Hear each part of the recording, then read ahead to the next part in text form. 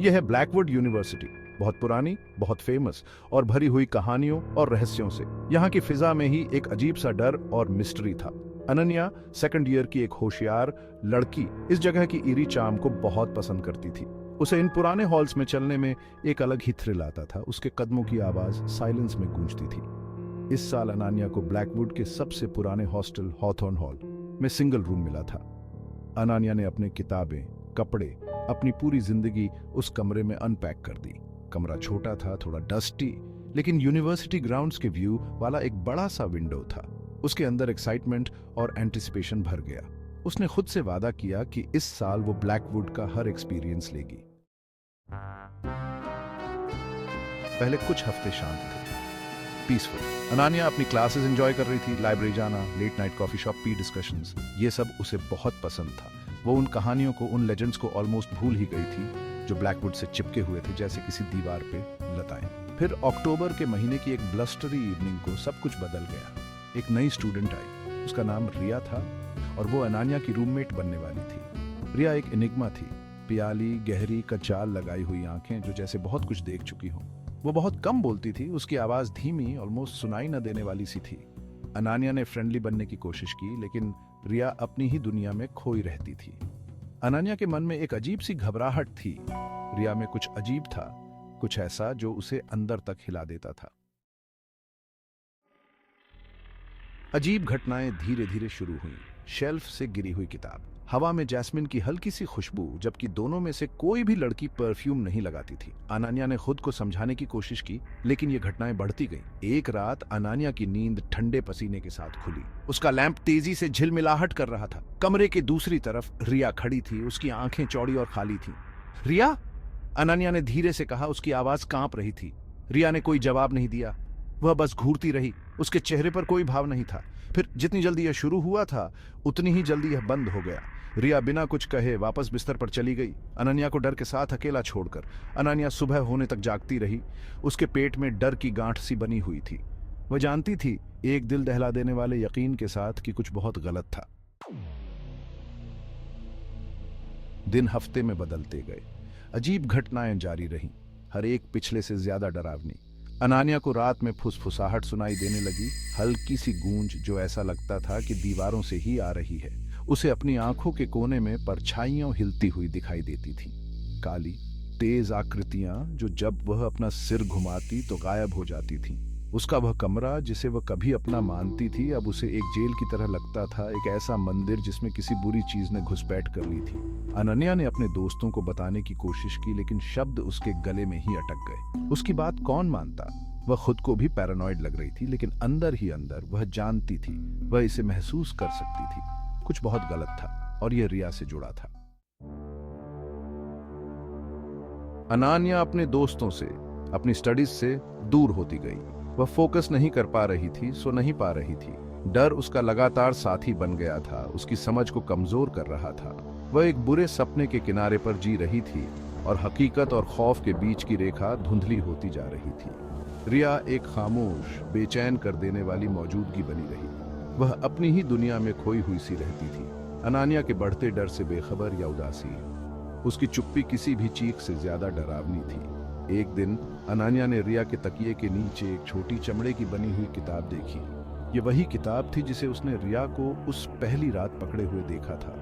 अनन्या पर डर का एहसास हुआ।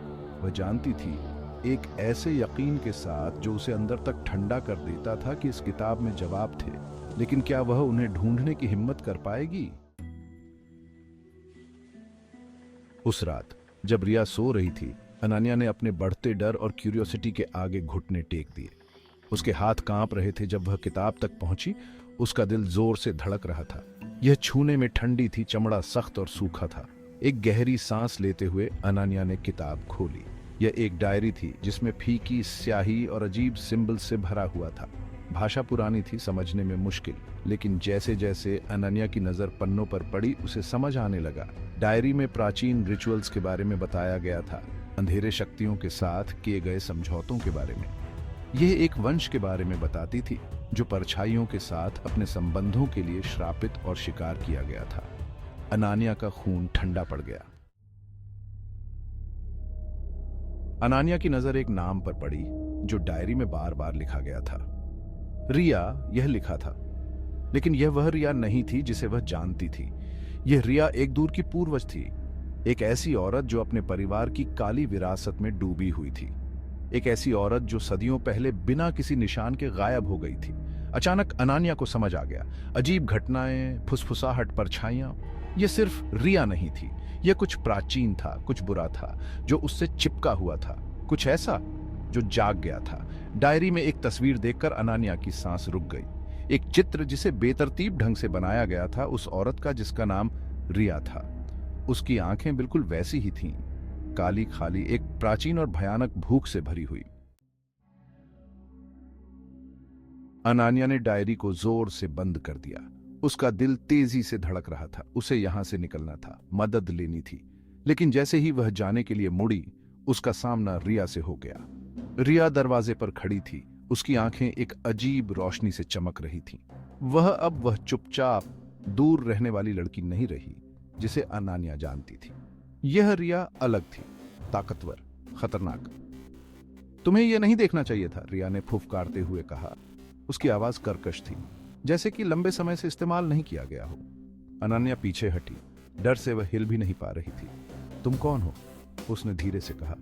उसकी आवाज कांप रही थी। रिया के चेहरे पर एक ठंडी मुस्कान फैल गई। मैं विरासत हूं, उसने फुफकारते हुए कहा। और तुम कुंजी हो। रिया के शब्द अनान्या पर डर और भ्रम की लहर की तरह छा गए। कुंजी? तुम्हारा क्या मतलब है?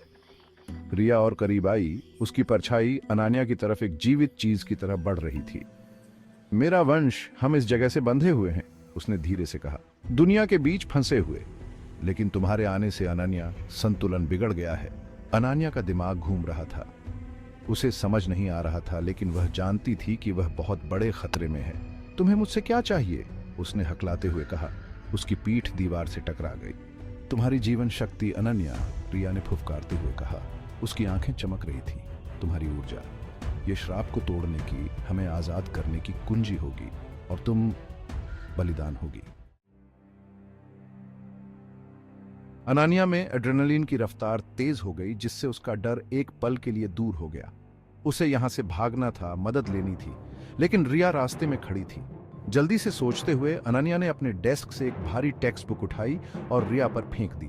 किताब रिया के सीने में लगी और एक हैरान कर देने वाली घबराहट के साथ वह पीछे हट गई। यह वह मौका था जिसकी अनन्या को जरूरत थी। वह रिया के पीछे से भागी, कमरे से बाहर निकलकर हॉलवे में चली गई। उसने पीछे मुड़कर देखने की हिम्मत नहीं की। वह रिया की गुस्से से भरी चीखें अपने पीछे गूंजती हुई सुन सकती थी। अनन्या तब तक दौड़ती रही जब तक वह यूनिवर्सिटी के गेट की सुरक्षा तक नहीं पहुंच गई। वह कभी हॉथॉर्न हॉल वापस नहीं गई। अधिकारियों ने उसकी बात पर कभी विश्वास नहीं किया, इसे एक छात्र की जंगली कल्पना मानकर खारिज कर दिया। लेकिन अनन्या सच्चाई जानती थी। उसने खाई में देखा था, रिया की आंखों में भूख देखी थी, और वह जानती थी, एक ठंड कर देने वाले यकीन के साथ, कि कुछ दरवाजे बंद ही रहने चाहिए, कुछ रहस्य दफन ही रहने चाहिए। अनन्या ने ब्लैकवुड यूनिवर्सिटी छोड़ दिया, लेकिन यह अनुभव उसकी आत्मा पर एक अमिट छाप छोड़ गया। वह उस डर से नहीं बच सकती थी, इस एहसास से कि कुछ चीजों को समझाया नहीं जा सकता। कुछ डर बहुत वास्तविक होते हैं, और कभी-कभी सबसे बड़ी बुराई सामने ही छिपी होती है।